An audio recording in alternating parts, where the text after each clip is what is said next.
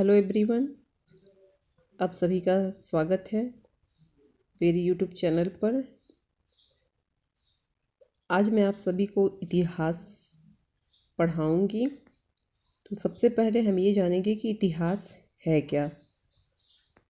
तो बीती हुई घटनाओं का क्रमिक अध्ययन इतिहास कहलाता है। इतिहास को पढ़ने के लिए हम इसको मुख्य रूप से 4 भागों में बांटते हैं, जिसमें आपका पहला है प्राचीन इतिहास, दूसरा है मध्यकाल इतिहास, तीसरा है आधुनिक इतिहास और लास्ट में चौथा जो आपका है वह स्वतंत्रता के बाद का इतिहास है।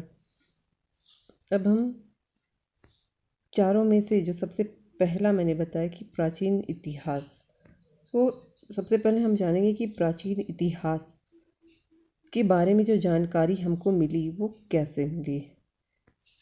तो प्राचीन इतिहास जानने के मुख्य 4 स्रोत हैं, जिसमें आपका पहला धर्म ग्रंथ है, दूसरा ऐतिहासिक ग्रंथ है और तीसरा विदेशियों से प्राप्त विवरण और चौथा पुरातत्व साक्ष्य है।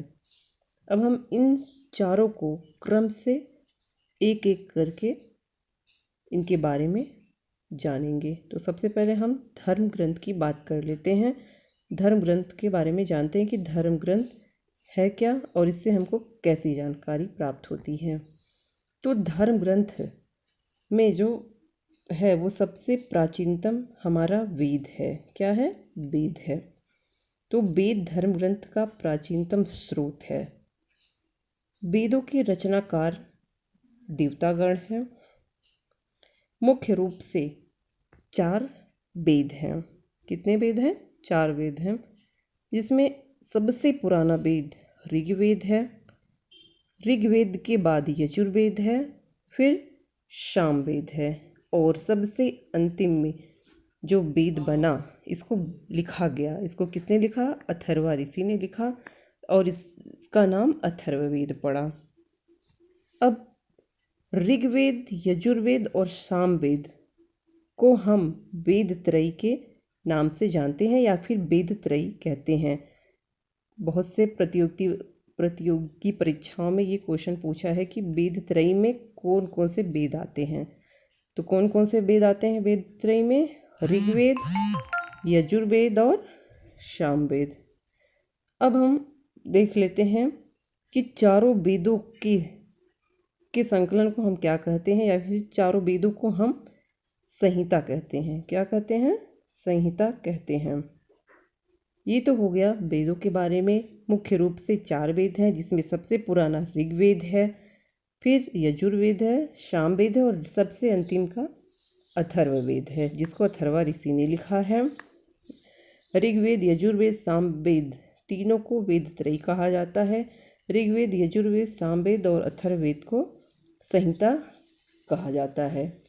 वेदों के रचनाकार देवतागण हैं और इनको संकलन किसने किया?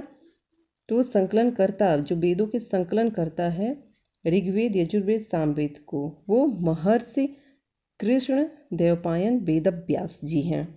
तो यहाँ तक मैटर क्लियर हो गया कि वेद कितने हैं, वेदों के रचनाकार कौन है, वेदों के संकलनकर्ता कौन है, इसमें डाउट नहीं होना चाहिए। वेदों के रचनाकार अथर्ववेद को छोड़कर बाकी वेदों के रचनाकार देवतागण हैं और वेदों के संकलनकर्ता कौन है? महर्षि कृष्ण द्वैपायन वेदव्यास जी। इसको आप नोट कर लीजिएगा।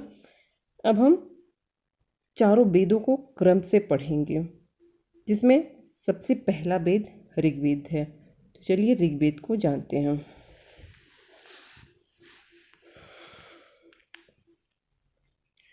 ऋग्वेद 1500 से 1000 ईसा पूर्व है और यह सबसे पुराना वेद है, भी हमने पढ़ा। अब इसमें 10 मंडल हैं। कितने मंडल हैं? 10 मंडल हैं, जिसमें से पहला और 10वां मंडल सबसे नया मंडल है और दूसरा और 7वां सबसे नया मंडल है। अभी इसमें सूक्ति 1028 सूक्ति हैं तथा 10,462 ऋचाएँ हैं। अब ये तो हमने देख लिया कि ऋग्वेद में 10 मंडल हैं, 1028 सूक्ति हैं तथा 10,462 ऋचाएँ हैं। अब ऋग्वेद को पढ़ने वालों को, जो ऋग्वेद उस समय पढ़ते थे जो पुरोहित, उनको होत्री कहा जाता था। क्या कहा जाता था? होत्री। और हमने इसके पहले अभी आपको बताया कि सबसे प्राचीनतम मंडल, जो 10 मंडल है उसमें सबसे प्राचीनतम जो मंडल है वो दूसरा और 7वां है, और सबसे नवीनतम मंडल जो है वह पहला और 10वां है। अब हम देखते हैं, एक एक मंडल की चर्चा करते हैं। अब देखिए, जो 10 मंडल में से जो तीसरा मंडल है, इसमें गायत्री मंत्र का उल्लेख है। गायत्री मंत्र का उल्लेख तीसरे मंडल में है। ऋग्वेद के तीसरे मंडल में गायत्री मंत्र का उल्लेख है। ये भी क्वेश्चन काफ़ी एग्ज़ामों में पूछा जा चुका है। अब गायत्री मंत्र को लिखा किसने है? विश्वामित्र के द्वारा ये लिखा गया है। और यह मंत्र, ये गायत्री मंत्र किसको समर्पित था? यह सूर्य देवता, उगते हुए सूर्य, जब सूर्य देवता उगते थे तो ये सावित्री को समर्पित था। किसको? यह जो गायत्री मंत्र है ये सावित्री को समर्पित था। सावित्री यानी कि सूर्य देव। ये तो हमने देख लिया तीसरे मंडल की। अब 5वें मंडल में देखते हैं। 5वें मंडल में अग्नि का उल्लेख है। किसका? अग्नि का उल्लेख है।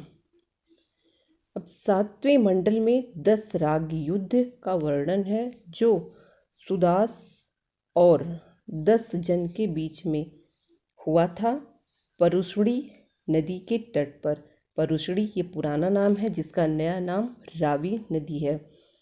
यहीं पर 10 राग का युद्ध हुआ था, जिसमें सुदास और 10 जन के बीच युद्ध हुआ था, और इसमें विजयी सुदास हुए थे। कौन विजयी हुआ था? सुदास विजयी हुए थे। ये हमने 7वां मंडल भी देख लिया। अब हम देखते हैं 10वें मंडल में। 10वें मंडल में पुरुष सूक्ति के चतुर्थ वर्णों का उल्लेख मिलता है।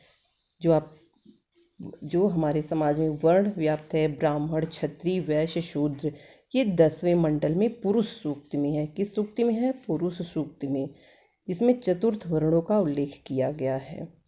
इसमें ब्राह्मण को बताया गया कि ये ब्रह्मा जी के मुख से, और क्षत्रिय को बताया गया कि ब्रह्मा जी के भुजाओं से, तथा वैश्य को बताया गया कि पेट से, और शूद्र को पैर से उत्पन्न हुए हैं, इनको बताया गया। लेकिन ऋग्वेद के 9वें मंडल में वर्णन है कि ऋग्वेद काल में जो यह चतुर्थ वर्ण थे, ये किसी धर्म से संबंधित नहीं थे। ये एक ही परिवार में ये चारों वर्ण के लोग थे, यानी कि जो जिस कार्य के लिए सक्षम थे उन्हीं के अनुसार उनको वर्ण में बांटा जाता था, चाहे वो जिस जाति का हो। तो हम ये देखते हैं कि 9वें मंडल में जाति का कोई प्रावधान नहीं था। 10वें मंडल में ब्राह्मण, क्षत्रिय, वैश्य, शूद्र, इसको एक उसमें अलग कर दिया गया। अब हम देखते हैं ऋग्वेद में ब्राह्मण। तो ऋग्वेद का जो ब्राह्मण है वो ऐतरेय है। ऐतरेय की रचना ऐतरेय ऋषि के द्वारा हुई है, और जो दूसरा है ब्राह्मण वो कौशिकी है, तो जिसकी रचना कौशिकी ऋषि ने की। ब्राह्मण ये भी इसमें लिखा गया है। आरण्य, तो कौन सा आरण्य है? आरण्य वो होता जिसको जंगलों में लिखा गया था। तो ऐतरेय और कौशिकी ये जो लिखे गए हैं ये जंगल में लिखे गए थे, तो इसलिए ये आरण्य भी है और ब्राह्मण भी है। अब हम देख लेते हैं ऋग्वेद उपनिषद। ऋग्वेद में तो कुल उपनिषद 108 हैं, जिसमें से 12 ही ज्ञात हुए हैं। नदी, सरस्वती नदी ऋग्वेद की पवित्र नदी थी। यमुना का 3 बार तथा गंगा का 1 बार उल्लेख मिलता है। अस्तोमा सद्गमय ऋग्वेद से लिया गया है। इंद्र ऋग्वेद के मुख्य देवता थे। ऋग्वेद के मुख्य देवता इंद्र थे, जिन्हें पुरंदर के नाम से जाना जाता है। पुरंदर जो दुर्ग को तोड़ने वाला है। अब हमें इंद्र इसलिए ऋग्वेद के मुख्य देवता कहे जाते हैं क्योंकि इंद्र के लिए 250 तथा अग्नि के लिए 200 बार उल्लेख मिलता है।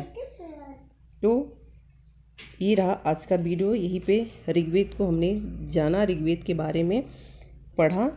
तो आई होप आप लोग इस वीडियो को पसंद करेंगे। तो सबसे पहले वीडियो को लाइक कर दीजिए और इसको सब्सक्राइब कर लीजिए, क्योंकि नेक्स्ट डे मैं आपके लिए, अभी हमने सिर्फ ऋग्वेद को ही पढ़ा है, अभी हम यजुर्वेद को भी पढ़ेंगे, सामवेद को भी पढ़ेंगे, अथर्ववेद को पढ़ेंगे, यानी कि क्लासेस कंटिन्यू रहेगा।